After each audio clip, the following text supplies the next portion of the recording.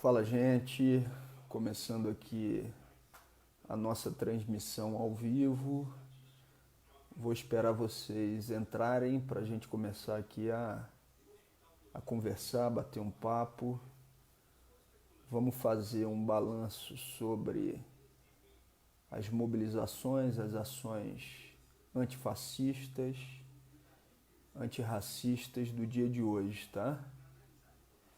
Vou só esperar todo mundo entrar para a gente falar sobre o que está acontecendo no mundo, sobre o que está acontecendo no Brasil.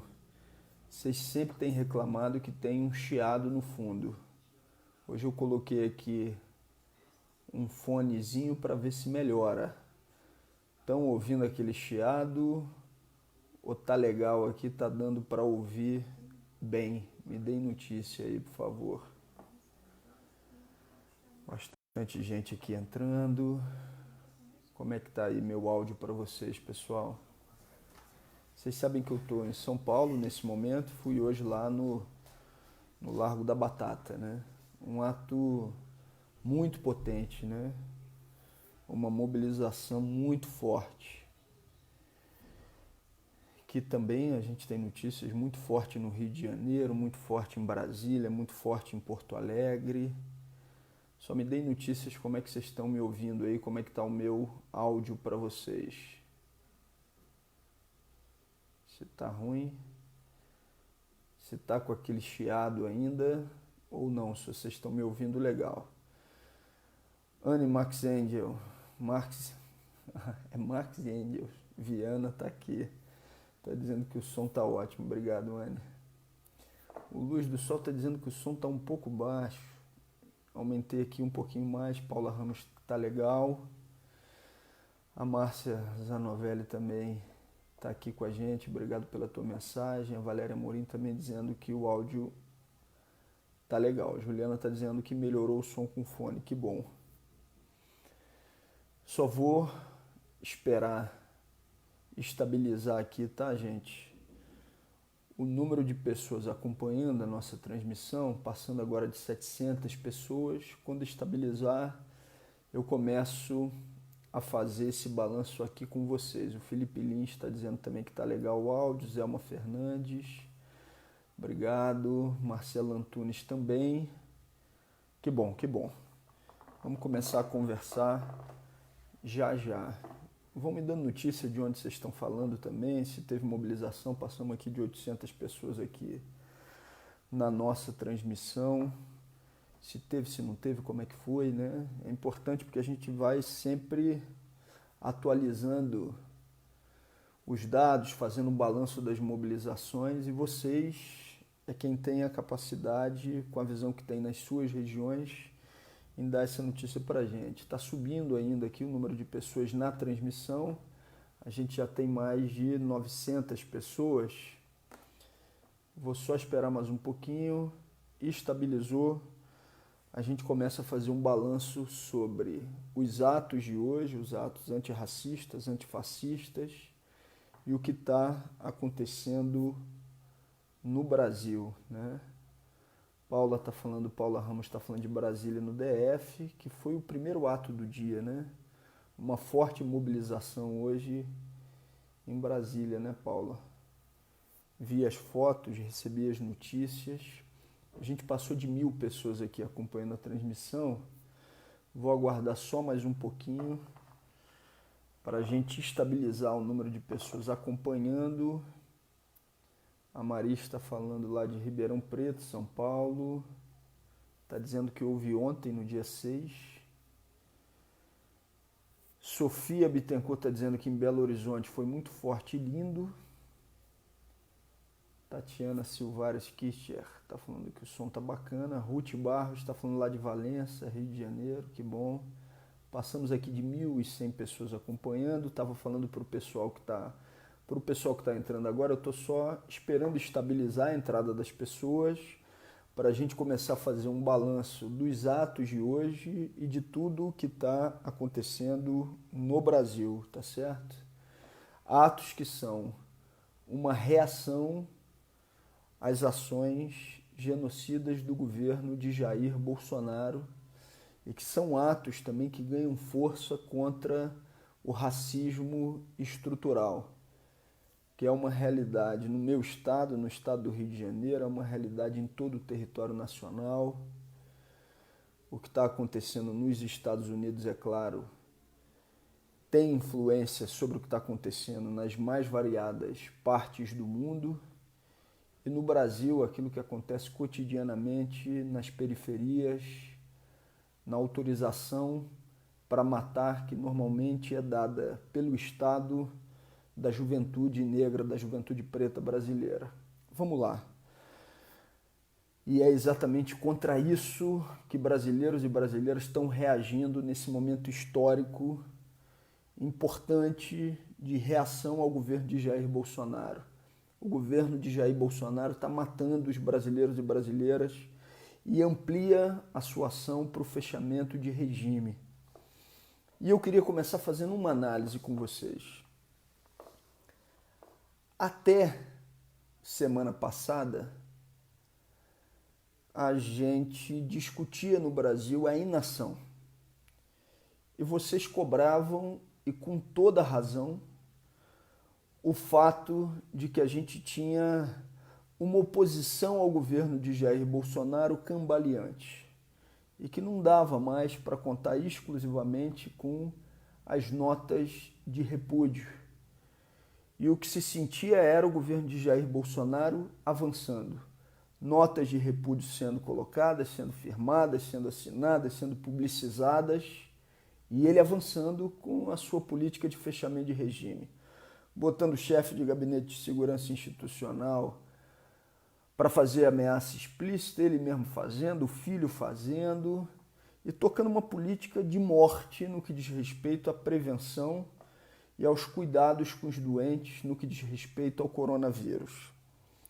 Pessoal, o que está acontecendo no Brasil, é importante que a gente diga isso, é uma reação a essa política genocida. A gente está hoje há 23 dias sem ministro da Saúde.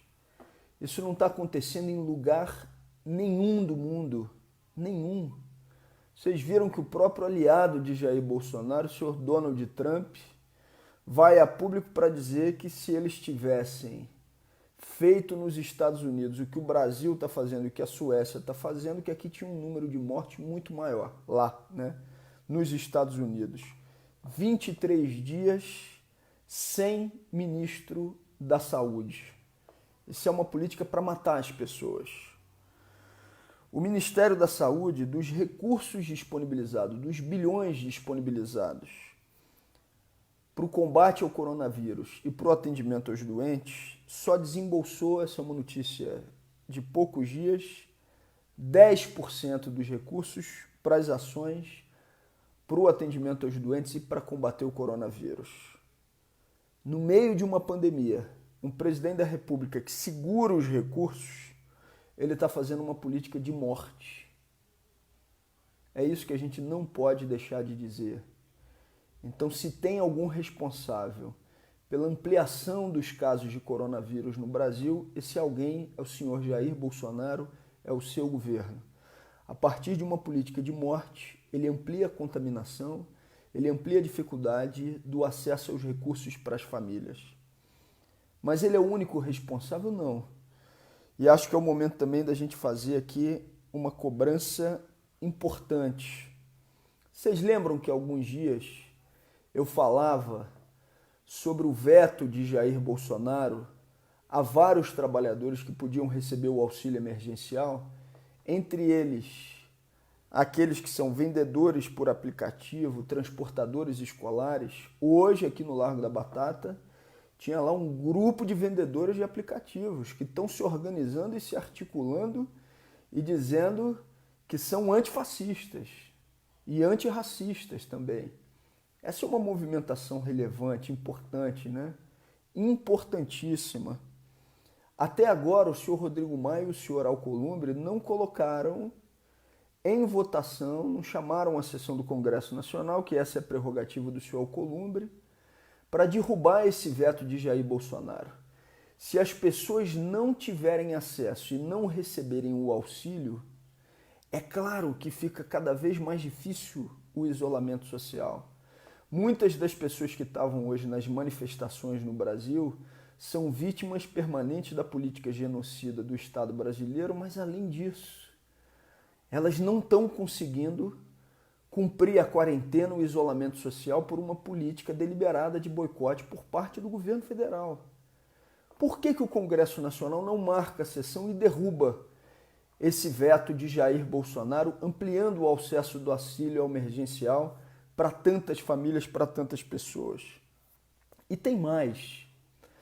Daqui a pouco, aquelas pessoas que já estão recebendo o auxílio emergencial, fora aquelas que estão no direito e não receberam, vão acabar os 3 meses. E eles vão tentar empurrar para as famílias brasileiras, ainda com a epidemia com seus efeitos em alta, ou uma tentativa de acabar com o programa de auxílio emergencial, ou a tentativa de reduzir o acesso ao auxílio emergencial. Já se fala em R$200 por mais alguns meses. Isso é política de morte, a gente não pode aceitar. Se já não dá para as pessoas sobreviverem com R$600, imagina com R$200. Vocês lembrem que no início não eram nem os R$200. No início era o governo de Jair Bolsonaro falando que as pessoas podiam ser demitidas, aquelas que tinham um emprego formal, sem receber nada, simplesmente o contrato de trabalho suspenso, tá certo? Então a hora da gente lutar, e muitas pessoas estavam na rua fazendo essa luta tão importante, para garantir a ampliação do auxílio emergencial, é agora, é para já, né? Porque essa matéria tem que ser votada no plenário da Câmara dos Deputados. Na última semana, uma das últimas matérias que foi votada foi o quê?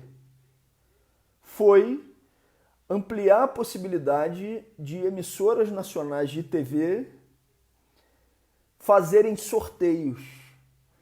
É um tipo de acordo pacote com o governo de Jair Bolsonaro para aqueles que lhe dão sustentação política terem mais ganhos. Quando o que a gente tinha que estar votando era a ampliação do auxílio emergencial para as famílias brasileiras. Então essa cobrança também não tem que ser dirigida só ao Bolsonaro. Tem que ser dirigida também ao seu Alcolumbre, ao seu Rodrigo Maia, que tem o poder de pautar essas matérias. Hoje os atos antirracistas, antifascistas, aconteceram em pelo menos 20 capitais brasileiras. Eu gostaria de estar na rua nesse momento da pandemia? Não. E vocês já conhecem a minha posição sobre o assunto. É necessário, foi necessário que eu estivesse, eu considero que foi. E por isso eu estava lá. Não era uma decisão de fazer ou não fazer um ato. Aqueles que não aguentavam mais estavam gritando basta e estavam dizendo: a política desse governo é genocídio e eu vou para a rua. E aí a decisão que eu adotei foi estar ao lado deles, ao lado delas, lá no Largo da Batata, como aconteceram mobilizações nas mais variadas regiões do Brasil. A gente está ainda recebendo notícias dos casos relativos à violência policial. Amanhã às 10h30 da manhã, acho que é 10h30, é isso mesmo, 10h30 eu vou estar dando uma entrevista para a CNN Brasil falando sobre o assunto, fazendo um balanço sobre o que aconteceu no dia de hoje. Quem puder assistir amanhã, 10h30 na CNN. Mas a gente recebeu, por exemplo, a notícia da violência a determinadas pessoas nas mais variadas regiões, no estado do Rio de Janeiro, aqui em São Paulo. E eu queria falar do caso do companheiro Ari Areia, lá no Ceará. A notícia que a gente tem é que ele foi detido de forma completamente arbitrária. Ele com certeza em breve vai estar dando informações de tudo o que aconteceu.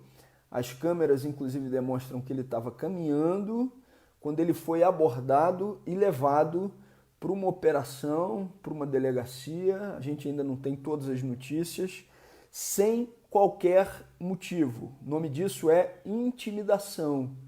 E a gente não pode considerar algo natural. Dito isso, tem algumas outras cobranças aqui que eu quero fazer junto com vocês. Nessa luta antirracista que ganhou o Brasil como um todo, essa luta antifascista, a gente tem um grupo de pessoas que estão se expondo ao coronavírus cotidianamente e que são praticamente invisíveis para os olhos do capital, para os olhos dos grandes veículos de comunicação, que são as pessoas em situação de rua. Tem um projeto que está tramitando na Câmara, que foi apresentado por mim, pela deputada Thalíria e assinado por toda a bancada do PSOL, solicitando vagas em pousadas e hotéis para as pessoas que estão em grupos de risco, em situação de rua, com pagamento posterior pelo poder público, e eles simplesmente ignoram o projeto e não colocam a matéria em votação. Fica aqui uma cobrança também ao senhor presidente da Câmara, e por isso as pessoas também estavam na rua, porque isso é política genocida, deixar as pessoas em situação de rua, com espaços vazios, sem que elas possam estar abrigadas e tendo, consequentemente, uma maior proteção contra os efeitos da pandemia. A mesma coisa no projeto que nós apresentei junto com a deputada Thalíria, para as unidades prisionais, para que a gente tenha necessariamente prevenção, ampliação do coronavírus nas unidades prisionais brasileiras. A gente está falando, pessoal, de 700, 800, 900 mil pessoas. A ampliação do coronavírus nas unidades, ela tem um caráter dramático. E nós apresentamos um projeto, uma proposta de desencarceramento para que as pessoas pudessem estar nas suas casas, nas residências das suas famílias e se protegendo da ampliação dos efeitos num momento como esse. E até agora eles não aceitam nem colocar a matéria em discussão, colocar a matéria em votação. E é por isso, né, que a população brasileira, negros e negras, pretos e pretas, estão nas ruas, né, brigando pelos seus direitos e dizendo que não querem mais sucumbir ao coronavírus, aos tiros. Ontem, por exemplo, eu estava abrigado em casa aqui no apartamento de Sami e a gente recebe a notícia de que as operações policiais que já estavam proibidas por parte do Supremo Tribunal Federal estavam acontecendo em comunidades no Rio de Janeiro. E aí você tem que se levantar contra essa política genocida, né, que continua sendo tocada por figuras como o senhor Wilson Witzel, como se uma decisão não tivesse acontecido e pudesse seguir, como se nada tivesse acontecendo, matando as pessoas, né? A gente não pode naturalizar isso. Então, todo o meu respeito, vocês sabem disso, àqueles e aquelas que tiveram uma diferença tática com a presença nas manifestações nesse momento, mas eu considerei que devia estar lá, que devia estar presente, que devia estar sendo solidário e devia estar na luta em conjunto, né? E foi isso que eu fiz. Tive hoje presente aqui no Largo da Batata e quero aqui mandar a minha saudação e a minha solidariedade a quem fez o movimento nas mais variadas regiões em todo o país, né? É fundamental que a gente amplie a pressão para o afastamento, para a queda do senhor Jair Bolsonaro e o governo daqueles que lhe dão sustentação e que amplie a pressão sobre a Câmara dos Deputados, sobre o senhor Rodrigo Maia, sobre o senhor Alcolumbre, para que essas matérias que eu citei sejam votadas. São as matérias de interesse do povo. Parar com aquela historinha, né, gente? Ah, não, a Câmara está fazendo muito, o Congresso está trabalhando, o governo que não está, o Congresso podia estar fazendo muito mais. Poderia estar atendendo os interesses prioritários da população brasileira para diminuir os efeitos do coronavírus. Isso não está acontecendo. É exatamente por não delegar a institucionalidade, não delegar a cúpula dos poderes que eu considero fundamental a pressão do povo para cima deles, né? A nossa solidariedade e aqui o nosso agradecimento a todos aqueles que estão nos serviços essenciais, como profissionais de saúde, atendendo as pessoas num momento tão dramático.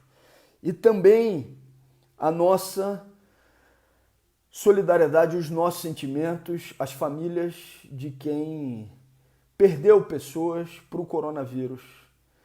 E a gente quer repetir isso. As pessoas, as milhares de pessoas que estão morrendo no Brasil, há uma responsabilidade direta do presidente da República e do seu staff. Repito, em lugar do mundo nenhum isso está acontecendo. 23 dias sem o ministro da Saúde e agora escondendo os dados das pessoas que estão morrendo, das pessoas que estão falecendo.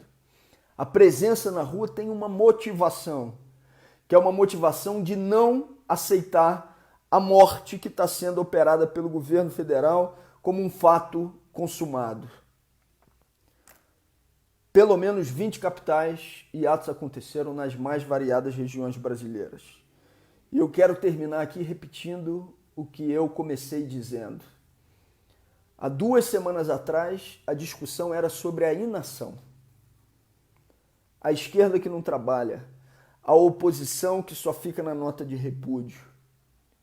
E através de um movimento que veio das massas, da base, um movimento antifascista, antirracista, presença fundamental do movimento negro, das torcidas organizadas antifascistas, agora, para concordar ou discordar, a gente está discutindo a ação. E isso não é pouca coisa. O nosso abraço a brasileiros e brasileiras que estão se movimentando, que se movimentaram hoje em todo o território nacional. E é bom ver que o senhor Jair Bolsonaro, que as suas milícias de extrema-direita tiveram que recuar. Tiveram que recuar em Brasília, tiveram que recuar em São Paulo, exatamente por medo da mobilização popular. Eles têm que ficar cientes que não vão ter moleza com essa tentativa de implementação de uma política genocida e do fechamento de regime. E o que se viu no Brasil hoje foi uma enorme mobilização e um recado direto aos fascistas de plantão do governo de Jair Bolsonaro. Não pensem que vão colocar em prática uma ditadura genocida no nosso país com ampliação dos elementos fascistas e que não vai ter reação direta do povo. Que bom que a gente conseguiu fazer com que os fascistas recuassem nesse domingo em todo o Brasil. Um abraço grande a todos vocês. Repito, meu respeito a quem tem uma diferença tática por motivos razoáveis nesse momento, considerando o que a gente está vivendo com o coronavírus em todo o Brasil e que acharam que não deveriam estar na rua. Tem mesmo o meu respeito, mas eu quero aqui também fazer uma saudação àqueles que fizeram hoje, no domingo, dia 7 de junho, o fascismo recuar nas ruas brasileiras. Um grande abraço para vocês, boa noite.